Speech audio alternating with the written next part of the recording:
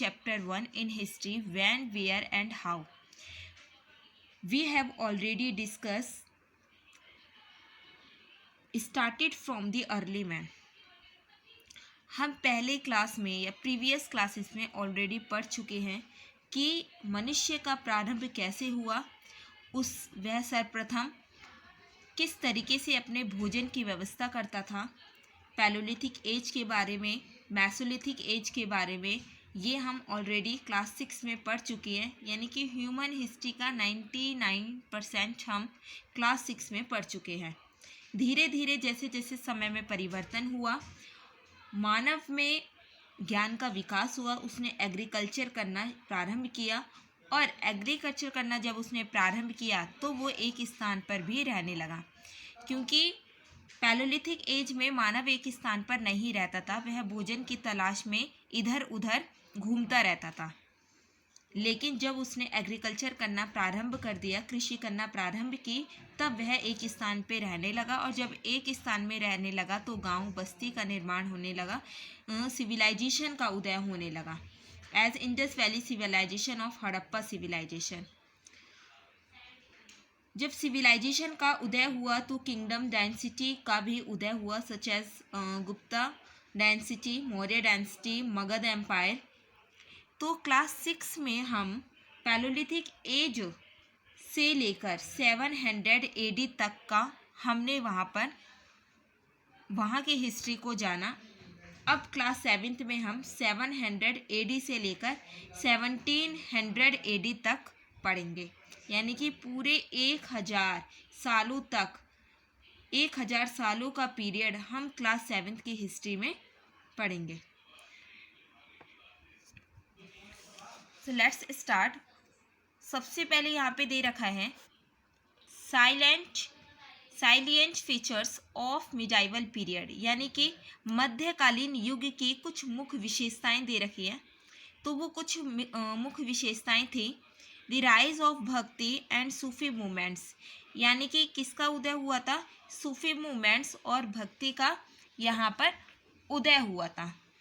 उसके बाद में the foundation of Mughal empire by Babur in 1526 AD, 1526 AD में बाबर द्वारा मुगल एम्पायर का फाउंडेशन हुआ था, यानी कि मुगल एम्पायर को स्थापित किया गया था, किसके द्वारा, बाबर के द्वारा, 1526 AD में।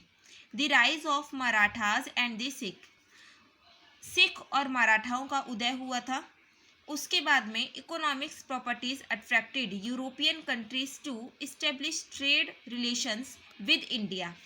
देखिए, यूरोपियन कंट्री भारत के साथ व्यापार करने के लिए क्या हुई थी, अट्रैक्ट हुई थी।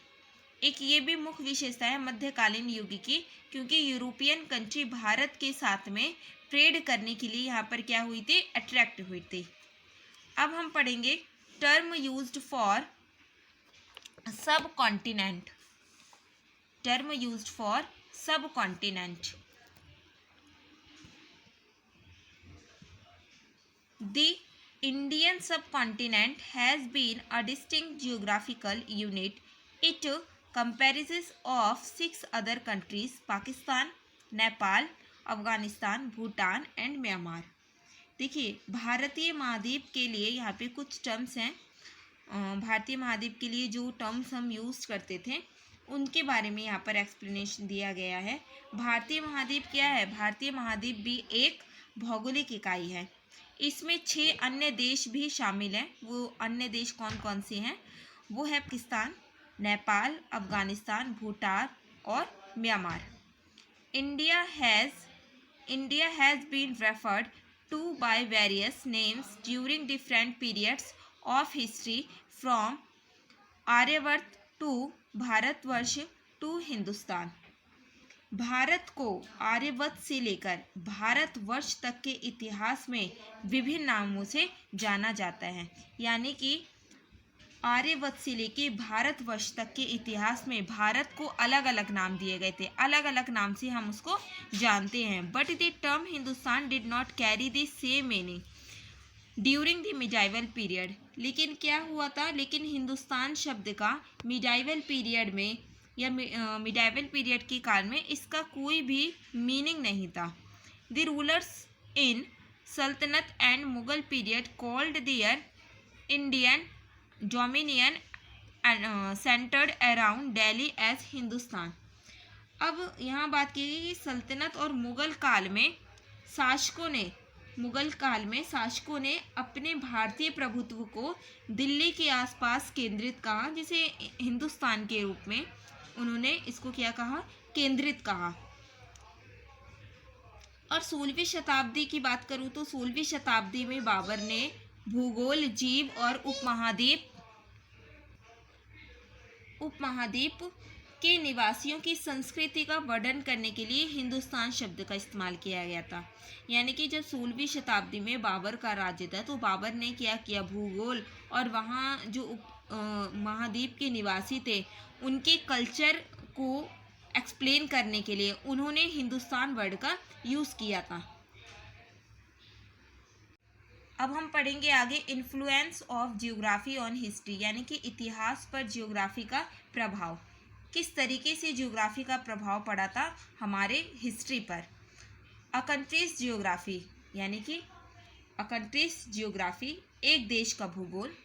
Mountains, reverse, forest influence it's history. क्या बताया गया यहाँ पे, एक देश का भूगोल, पर्वत, नदी, जंगल क्या करते हैं, ये इसके इतिहास को प्रभावित करते हैं। We can't understand the history of any country without knowing its geographical division, the Himalayas, the Indo Gangetic plains, the Thar desert, the Deccan plateau and the finally peninsular coast. अब यहाँ पर बताया कि हम किसी भी देश के इतिहास को जाने बिना नहीं समझ सकते। हमें सबसे पहले क्या करना चाहिए, हम किसी भी देश को तब तक नहीं जान सकते जब तक कि हम उसके हिस्ट्री के बारे में नहीं जानते। अगर हम किसी भी देश की हिस्ट्री को हम जानते हैं तो हम कह सकते हैं कि हम उस देश को जानते हैं। भारत में 5 व्यापक भौगोलिक विभाजन शामिल हैं, यहाँ बताए भी गए हैं। 5 जियोग्राफिकल डिविजन्स हैं। कौन कौन से हैं, सबसे पहला है हिमालय, उसके बाद है हिमालय भारत गंगा के मैदान, थार रेगिस्तान, दक्कन का पठार और लास्ट में है प्रायद्वीपीय तट।